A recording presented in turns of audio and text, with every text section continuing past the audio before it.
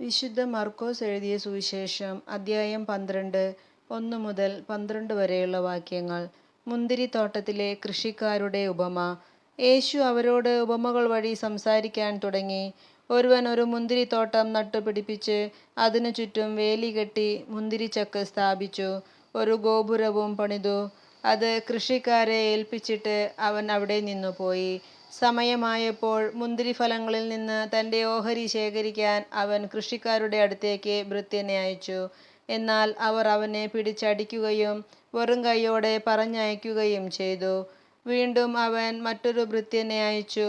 അവർ അവനെ തലയ്ക്ക് പരിക്കേൽപ്പിക്കുകയും അപമാനിച്ചയക്കുകയും ചെയ്തു. അവൻ വീണ്ടും ഒരുവനെ അയച്ചു. അവനെ അവർ കൊന്നുകളഞ്ഞു.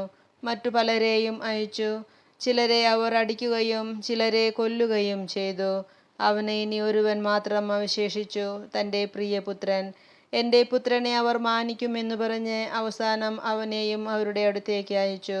കൃഷിക്കാർ പരസ്പരം പറഞ്ഞു, ഇവനാണ് അവകാശി, ഇവനെ നമുക്ക് കൊന്നുകളയാം, അവകാശം നമ്മുടേതാകും. അവർ അവനെ പിടിച്ചു കൊന്ന് മുന്തിരിത്തോട്ടത്തിന് വെളിയിലേക്കെറിഞ്ഞു.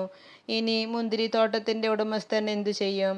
അവൻ വന്ന് ആ കൃഷിക്കാരെ നശിപ്പിച്ച് മുന്തിരിത്തോട്ടം വേറെ ആളുകളെ ഏൽപ്പിക്കും. ഈ വിശുദ്ധ ലിഖിതം നിങ്ങൾ വായിച്ചിട്ടില്ലേ? പണിക്കാർ ഉപേക്ഷിച്ച കല്ലു തന്നെ മൂലക്കല്ലായി തീർന്നു.